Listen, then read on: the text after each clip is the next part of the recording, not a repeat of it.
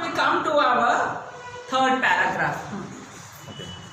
On my way home from the bus stop, my trunk has been carried by a porter. Porter means, in our language it is coolie.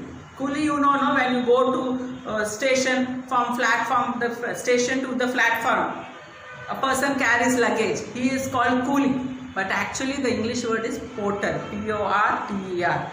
Coolie is a mixture of Indian English. Understood? So coolie is actually not appropriate English. Porter is an English word. So here the author says here that this character here, from home to bus stop he has to go. So he has all his luggage in the trunk. We talked about the trunk, the iron box. So that box somebody has to carry it from his house to the bus stop.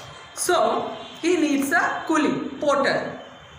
The problem now was we could not find anyone who could help me carry the trunk to the bus stop.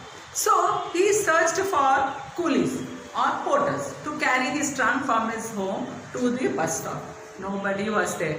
Though he lives in a village, nobody was there because that time or that season, all the laborers were busy with field work.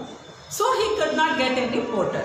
Now what to do? He does not want to carry a trunk, though he is an able person. He is a young boy. He newly got married, as we have already read. Then why is he not able to carry the trunk? Huh? Why is he not interested to carry the trunk, his own trunk? Here we know about it. At another time of the year, we would have easily found someone to help me. But now, most of the villagers were busy in the fields. Nobody had time to spare for me. So no villagers had extra time for, spare means an extra time for our character, our hero, to carry his luggage to the bus stop. In fact, carrying the trunk would not have been such a worry for me, except that my education made me shun physical labor. Shun means avoid. Just now, as I have told you, the character here, the son over here, he is an able-bodied person, a young man, and he can carry his trunk. But he does not want to carry his trunk because he is an educated man. He feels ashamed to carry his trunk to the bus stop. Now what to do? He is feeling very ashamed of himself to carry his own trunk. Now what shall he do? Now, and there is no other coolie over there, no other porter over there. When he was in such confusion, what happened? After all, I was a government officer, and the idea of people seeing me carrying my own luggage was not at all amusing. Amusing means entertaining. He says that it is not at all good if I carry luggage. And people who will know that I am an officer in the town, they will feel very stupid. They think I am something under the grade. So I did not want to carry the luggage. So what did he do? Otherwise, for a young man like me, it should not have been an issue to carry a 20-kilo chest on my back. Chest over here means what? Not the physical body chest. It is, chest means box. Box is also a box or trunk. Trunk is an iron box and chest is also a trunk. So here there are so many words for a iron box over here. So now this person here, he does not want to carry his own luggage because he is an officer in the town, and he thinks, what will other people feel if he carries a trunk? He felt ashamed to carry his own trunk because he is educated. Finally, at last he was in such a confusion how the trunk will go to the bus stop. So then his father gave an idea. Finally, my father came up with a solution. Solution means solving the problem. What problem here? Carrying the trunk from the home to the bus stop. don't worry. I myself will see you off at Dirang. Dirang is the name of the bus stop. Dirang is the name of the bus stop. D-I-R-A-N-G. Dirang is the name of the bus stop. And this is his home. So they have to go here. Understood? So they have to travel from home to the bus stop. This is bus stop. When the father saw such a great confusion in his son, without any hesitation, he said, "Son, don't worry. I will carry your trunk to the bus stop, to the Dirang." See, that is father. I protested. I opposed. Protested means opposed. I said, no, dad. No, dad, don't. You don't carry my luggage. But how could I allow my old father to carry my trunk? What would people think? What would they say? But I failed to dissuade him. He did not want his father to carry his trunk because he thought what other people will think about it. Note the point over here. He did not want his father to carry his trunk because he felt that other people will think badly about him. He is not having the feeling that he should not allow his father to carry his luggage because he is the son, because he is young. So, but his father did not listen to the son. He said, "No, I will carry it." So this, but I failed to convince, dissuade him. D-I-S-S-U-A-D-E. Convince him. I was not able to convince my dad not to carry my luggage. It was decided that father would carry the chest. So my father got ready and he took my trunk kept it on his head and walked away to the bus stop. A large crowd gathered at our place the day I was to leave. So all his neighbors came to say bye-bye. Because he is an officer from in the town. So many people came to say bye to him. People had come to wish me luck. It was 10:20, probably AM only, when I left for Dirang. So at 10:20 AM, morning 10:20 AM, I started moving towards Dirang. Dirang is the bus stop. Understood? Dirang is the bus stop. Here what happened? My dad already carried my luggage and left for the bus stop because they have to walk and go there. And you know, the roads already, the author said that the roads were very bad. No vehicles will be there on the road. So they have to walk and go. My father had already left. As I had to do a bit of catching up. Catching up here means a little arrangement of his baggages and all that. I walked fast. 3 kilometers down the road, I caught up with my father. Father said, "You are late. Would you take a rest for some time?" Here, just think about the minute sentences which are placed over here. Father already left before with the luggage on his head towards the bus stop. After that, the son followed him in a hurry to catch up with his father. And 3 kilometers distance were there. 3 kilometers. 3 kilometers. And here the son and the father met together. I hope you can understand. The father is carrying the trunk and the son is behind him. And the son was panting. Panting means he was tired. He was not able to walk freely. And as soon as the father saw the son tired, sweating, he said, "Son, you are late, but I think you are tired. So let us take rest," he said. And they both sat down over there for a rest. Having walked fast, I was tired. Moreover, I had to cross 2 hills. On the way up the spot, I quickly sat down on a rock. My father laughed at my plight. Flight here means at my stay. I was so tired. I was sweating. All that was sweating.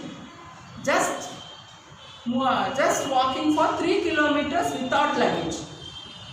I became tired. But my father saw my tiredness. My father was very keen in my body language. He quickly came to know that I was tired and he said, "Come, let's take rest over here." Though he was not so tired, he told me to take rest, and we both sat down and we took some rest. So this little distance has tired you. Rest for a while, but we have to be in time for the bus. So the father said, "Come on, let us take rest over here for a few minutes, and because the bus will come and we may miss the bus." Father was quiet for some time. I thoughtfully looked at the sun. He thoughtfully looked at the sun for a moment, and then his eyes fell on the can of homemade wine that I was carrying. So father looked at the sun and he tried to wipe his sweater because the sun was very hot and he's an old man, and moreover he was carrying my trunk on his head. He was also very tired, but he did not show his tiredness to me, and I was not able to see his tiredness. The son was not able to see his father's tiredness, but father could see his son's tiredness. That is relations. That is human relation. That is family relation. So here the father saw that he was very tired. Then he saw his son carrying a small can of wine. Wine over here means homemade, some juice, some liquid, so some juice, health juice. So what did he do? He asked his son to give a little bit of wine, and he drank that health drink to get little strength. So what did he do? Wetting his lips with his tongue, he said in a matter-of-fact manner, "I am thirsty." Matter-of-fact manner. Matter-of-fact means trying to give some information, trying to give some details. "Amma, give me that bottle. Amma, give me that can. Let me drink. I am thirsty." To tell that he was thirsty, to tell that he is giving more details, why he is drinking water, that is called matter-of-fact. Matter-of-fact means to give more information, more details. Then, after drinking, I gave him the can of wine. He poured himself a mug and handed me the can. He drank all of it at one go. One go, and one gulp. G-U-L-P, gulp. So, how did my father take that wine? He poured the wine, he poured that drink in his small cup, and he drank it with one at a time, in one gulp. So he did not want to waste my time. He did not want me to miss the bus. He wanted to be in time. He wanted me to be in time. So he drank quickly. He then after drinking, he quickly arranged the belt that was attached to the trunk carefully on his forehead. So this was the picture. My father carrying my luggage on his back and me following him with a teeny bag in my hand. Now you just imagine. Understood? So how will you imagine? Now we are actually going through a subject called English language. Here literature will be most important. The poet writes, we see the writing, we read that, and we should also imagine what he is writing. Envision, we have to envision what he is writing, and in that we will come to know. It is like as if you are seeing a movie. When you go for a movie, you see, you hear, you enjoy. Here also, as this is a part of our literature, literature actually talks about our depth. The words have a lot of depth, and one who reads it has to go through the very meaning of those words. So how can we go through the very meaning of the words? We have to envision it. We have to see the movie of what we are reading. Followed? When we are telling some story to our friends, what do? We try to envision it. And our brain will be working. Here the screen will be there, and in the screen the characters will be moving. So while I am teaching, while I am talking, or while you are reading, please try to picturize what you are reading. A character here, a son and a father are going to the bus stop. Father is an old man and he is a villager, uneducated. Son is educated, he is employed, he is a officer in the city, and what is he? He is going back to his office town. And the picture which you have to envision is, father is carrying a trunk and the son is carrying a small bag and a can, and he is walking at the back of the car. That is the position. Now what do you do when you go out? Does your father carry your luggage, or you carry your father's luggage? Just imagine, when your father comes from his office, what do you do? Simple question. When your father comes from his office, when he comes from outside, what do you do? What we should do? Go to him cheerfully. Hello, Nana, vacheseva. Very good. Kuchondi. Will you want a glass of water? Do you want to drink some water? Give him a towel. Give him some water. Give a big smile. Your father tiredness will be gone. Understood? You just give a big smile to your father and say, hello father. Then your father will be very happy. It's all his tiredness, all his worries which he has in his office will be all vanished. When he looks at you, when you go to him and you say, Daddy, take some water, have some water, drink some water, what do you want? Can I help you? Bas. That is the essence of this lesson. We should do that to our dad. Got it? So many movies have come based on that. You must be watching number of movies. Isn't it? Recent movies, past last year, and a number of movies on dad and mom.